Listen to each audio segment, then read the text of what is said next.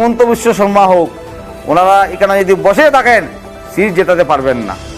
এটা আপনারা মনে রাখবেন, সিট কোনো অবস্থা জিততে পারবেন না। খেলা আজকে থেকে স্টার্ট। কাছাড়ের কাঠিগড়ায় কংগ্রেসের অন্যতম টিকিট প্রত্যাশী পাপন দেবকে প্রার্থী না করায় একসময় অসন্তোষ তৈরি হলেও শেষ পর্যন্ত তিনি দলীয় সিদ্ধান্ত মেনে মাঠে নেমেছেন।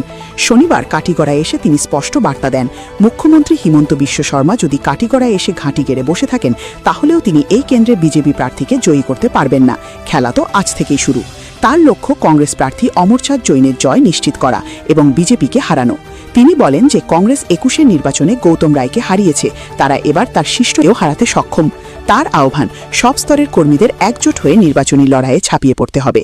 কাঠিগড়া থেকে সৌমেন্দ্র পালের প্রতিবেদন, ঈশান বাংলা নিউজ। আমাদের অমরচাঁদ জয় মহাশয়, ওনাকে আমাদের হাইকমান্ড টিকিট দিয়েছেন কংগ্রেস থেকে।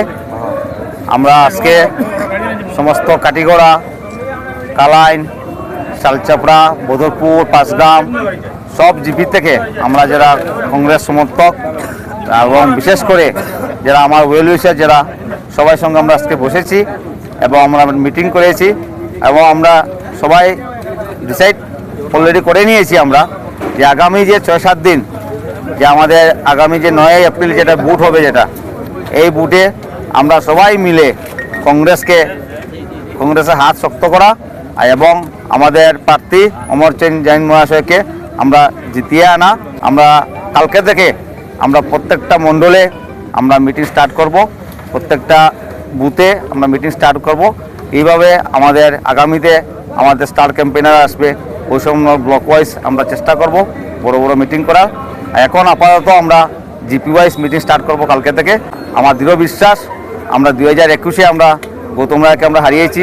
আমাদের কাঠিগড়া ব্লক এবং কালাইন ব্লকের ব্যবস্থাপনায় এবং ওদের নেতৃত্বে আমরা সবাই মিলে গৌতম রায়ের মতো ব্যক্তিকে আমরা হারাতে পেরেছি।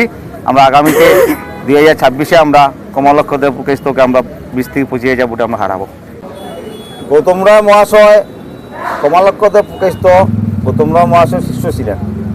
আমরা গুরুকে যেখানে আমরা হারিয়েছি, শিষ্যকে হারাতে আমাদের আর সেকেন্ড লাগবে না। আমরা এই সব